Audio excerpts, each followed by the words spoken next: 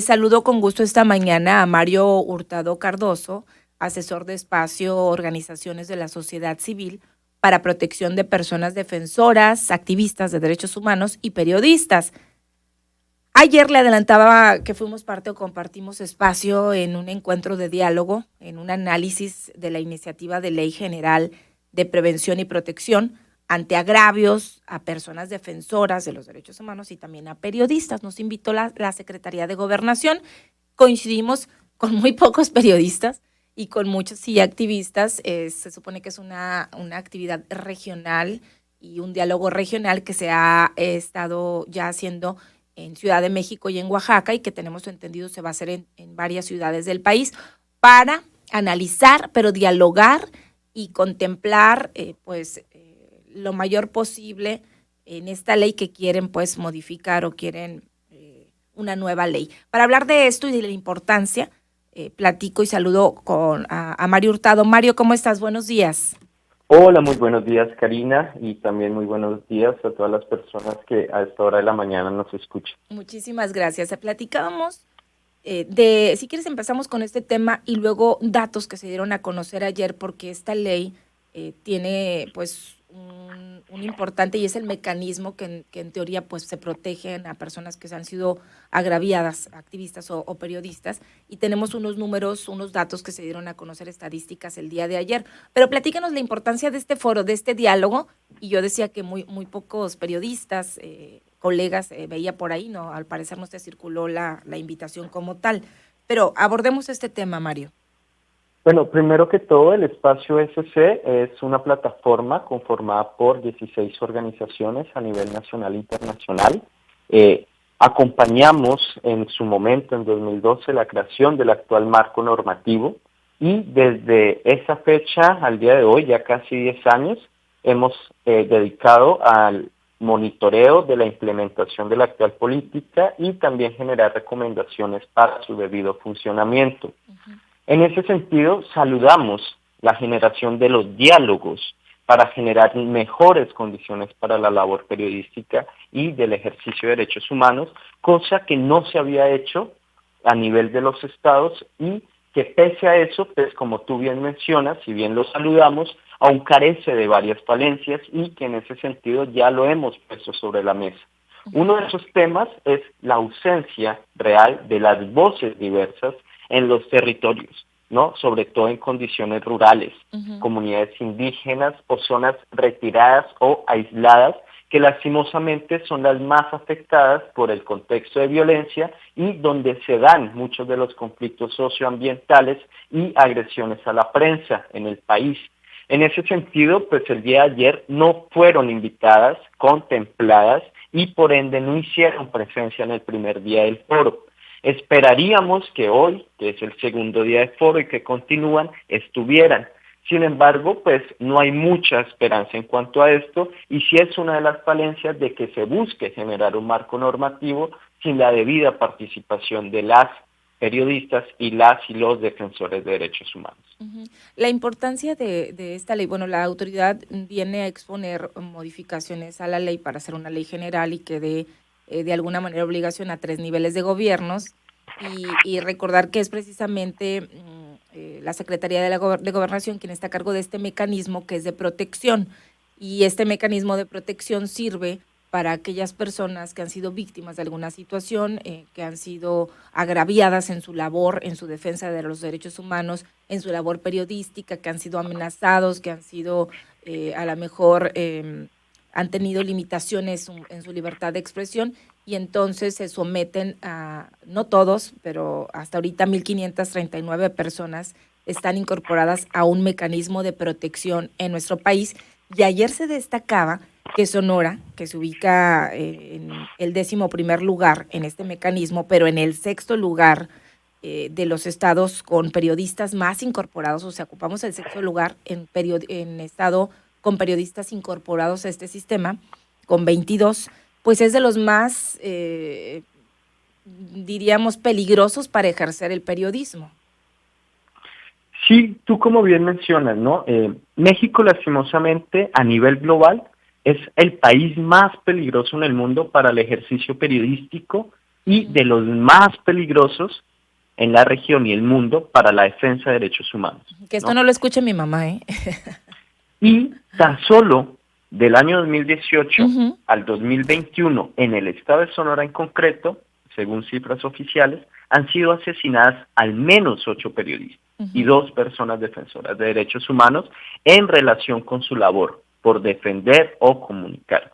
Y tal como tú mencionabas, de el cúmulo del global de personas defensoras de derechos humanos y periodistas, Sonora, en la actualidad, según cifras oficiales, tiene 57 personas defensoras y periodistas con medidas de protección, ¿no? ¿En qué consisten esas medidas de protección?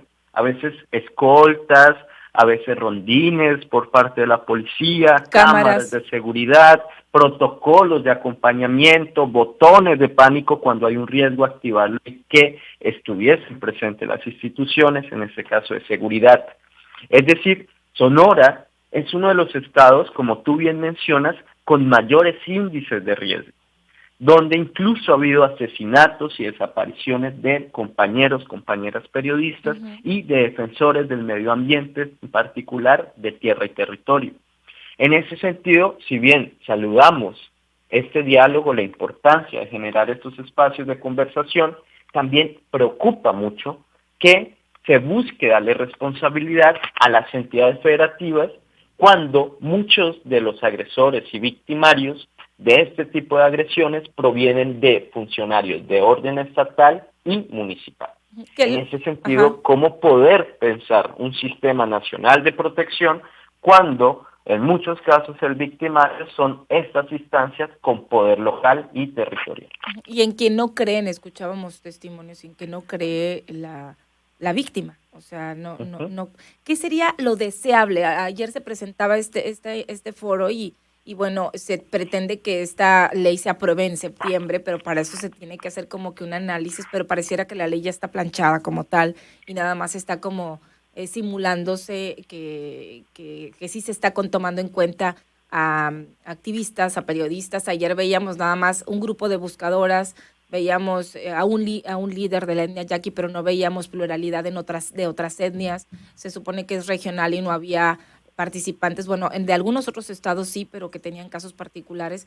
No había representatividad, o sea, en general de muchos periodistas, colegas que no fueron convocados, y no necesariamente tienes que haber sido agraviado. Por ejemplo, yo fui invitada y no he sido víctima ni he sido parte del mecanismo de protección, afortunadamente.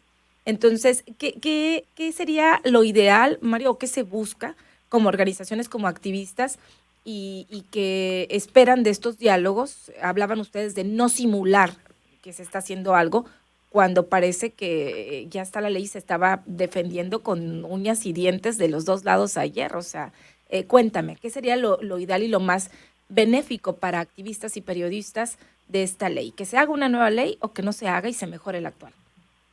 Yo creo que la discusión hay que transitarla mucho más allá de si una ley o no una ley. Desde el espacio SC de organizaciones, lo que le hemos dicho al Estado mexicano es: tienes que generar una ruta de trabajo.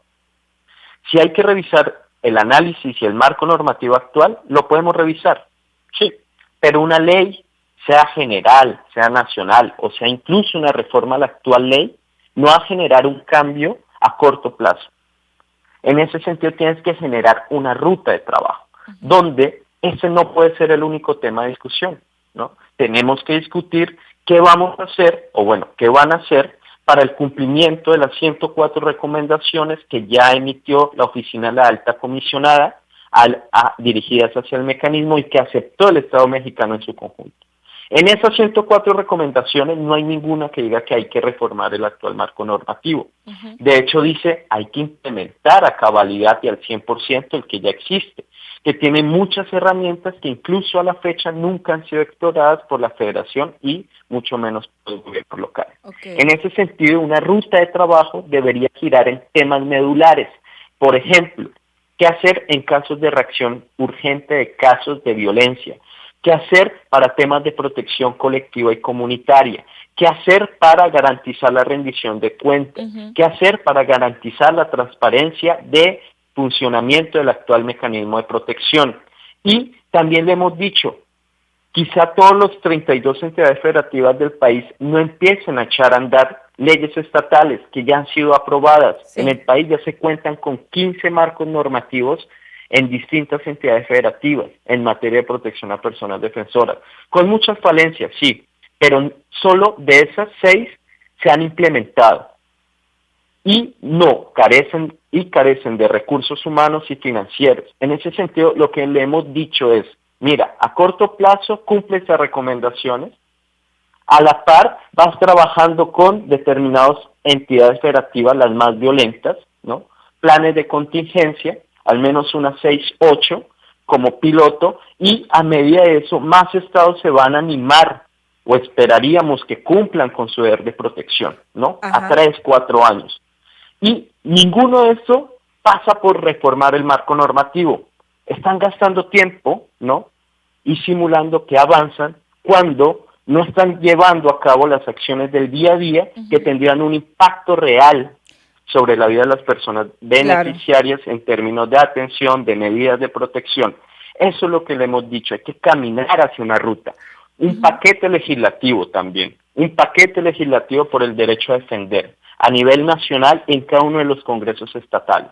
Porque no es solo las agresiones físicas, es también las limitaciones al ejercicio de la labor, cuando no te dan información, cuando te estigmatizan, cuando no te permiten tu derecho a protestar en la calle, ¿no? Esas son otras formas de violencia que no están siendo contempladas y que hoy en día, si hubiese voluntad política y un ejercicio de acción política, se podrían estar llevando a cabo y tendrán mucho más efecto en el corto y mediano plazo que una tentativa de un nuevo marco normativo que va a generar su andamiaje e implementación muchos años más de espera. Sí, y es que somos un país de leyes que no se aplican. Está la ley 5 de junio, la ley para erradicar la violencia contra las mujeres, la ley de personas desaparecidas, bueno, hay muchísimas, y aquí en Sonora muchísimas leyes que son también letra muerta, porque no se aplican, porque no hay reglamentos, porque quedan ahí en aprobación y ya, y no se aplican, y lo hemos visto. Entonces, una ley más, decíamos ayer, bueno, aquí la realidad, Mario, es que se siguen asesinando activistas en el país, se siguen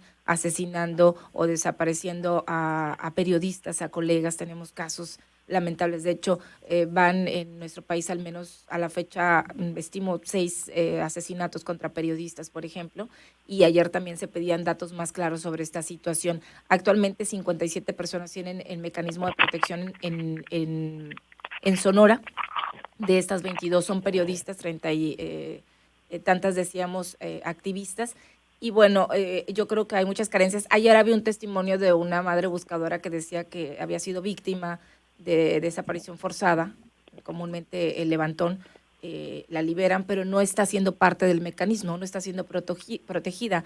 Aparentemente hay muchas áreas de oportunidad, Mario, para concluir la entrevista, y bueno, que es hacia donde quisiéramos ir, salir de estas estadísticas que nos colocan a nivel mundial como un país sumamente peligroso para ejercer el periodismo y ser activista social o defender los derechos humanos.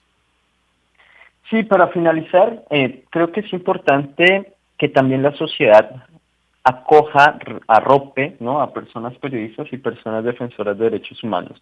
Cada vez que agreden a una persona periodista, la asesinan, es una voz que se pierde, es una afectación a nivel de la sociedad en general. Cada vez que se asesina a una persona defensora de derechos humanos, es un atentado contra la sociedad que le limita sus posibilidades de acceder a derechos por los cuales esa persona luchaba. Por eso el llamado es a la sensibilidad social, ¿no? Hemos llegado a un contexto de normalización de la violencia a tal grado que a veces la sociedad se ha vuelto insensible ante estos eventos lastimosos.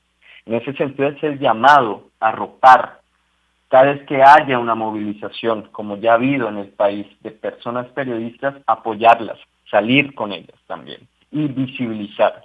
Porque cada vez que pasa esto, perdemos todas, todos.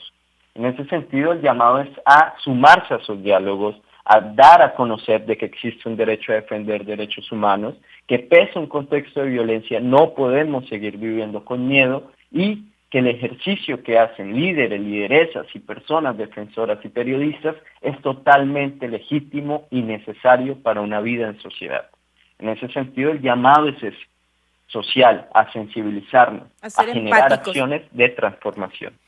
Y bueno, hay muchas otras violaciones de derechos en el ejercicio periodístico y en el activismo, pero bueno, el tiempo no nos da para hablar más. Vamos a ver en qué concluye este segundo día, este foro de diálogo que realizan autoridades federales, que con carencia, hay que decirlo, de muchas autoridades estatales. Y ayer por un lapso de más de 6 horas se analizaba este diálogo, y que ya se efectuó en Oaxaca, en Ciudad de México, y pretenden hacer varios foros o diálogos para concluir, le digo, con la emisión de una ley en la que activistas, se niegan o rechazamos una creación de una nueva ley, sino más bien ponerle dientes a la que ya existe y poner énfasis en puntos importantes como es resarcir la reparación del daño.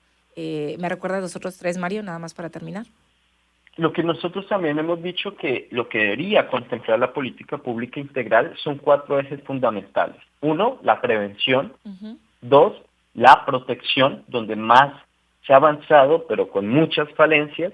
3, la investigación, que es la total ausente y una de las mayores problemáticas a nivel nacional, ¿no? La La falta justicia, de pues, sanción la e procuración. investigación.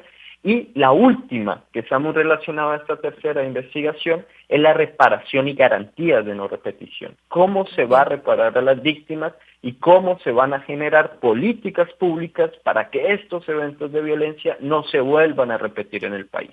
Y esto, lastimosamente, no está siendo abordado desde un enfoque integral, desde un enfoque de políticas públicas y de derechos humanos. Mario, te agradezco, coincidimos más adelante con y continuamos con este diálogo de manera presencial. Te mando un abrazo, gracias por recibir esta llamada.